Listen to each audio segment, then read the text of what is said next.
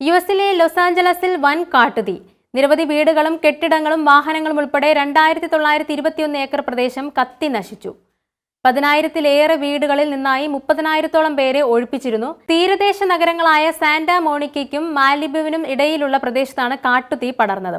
ചൊവ്വാഴ്ച പ്രാദേശിക സമയം രാവിലെ 10:30ഓടെയാണ് കാട്ടുതീ ആരംഭിച്ചത്. പടിഞ്ഞാറൻ ലോസ് ആഞ്ചലസിലെ പസഫിക് പാലിസീസ് മേഖലയിൽ 10 ഏക്കർ വനത്തിന് പിടിച്ച തീ മണിക്കൂറുകൾക്കുള്ളിൽ 3000 ഏക്കറിലേക്ക് പടരുകയായിരുന്നു. നിരവധി വീടുകളും കെട്ടിടങ്ങളും കത്തി നശിച്ചു. 10 കിലോമീറ്റർ അകലെയുള്ള വെനീസ് ബീച്ചിലേക്കും തീ പടർന്നു. കാലിഫോർണിയയിൽ ഗവർണർ ഗവിൻ ന്യൂസം അടിയന്തരാവസ്ഥ പ്രഖ്യാപിച്ചു. 1400-ലേറെ അഗ്നിശമന സേനാംഗങ്ങളാണ് പ്രദേശത്ത് രക്ഷാപ്രവർത്തനങ്ങൾ നടത്തുന്നത്.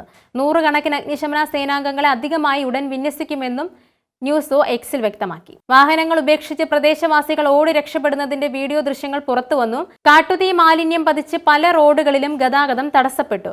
ആളുകളെ ഒഴിപ്പിക്കുന്നതിനായി പസഫിക് തീരദേശ ഹൈവേ അടക്കം അടച്ചു. വരണ്ട കാലാവസ്ഥയും ശക്തമായ കാറ്റുമാണ് അതിവേഗത്തിൽ കാട്ടുതീ പടരാൻ ഇടയാക്കിയതെന്ന് കാലിഫോർണിയയിലെ വനസംരക്ഷണ അഗ്നിശമന വകുപ്പ് അറിയിച്ചു.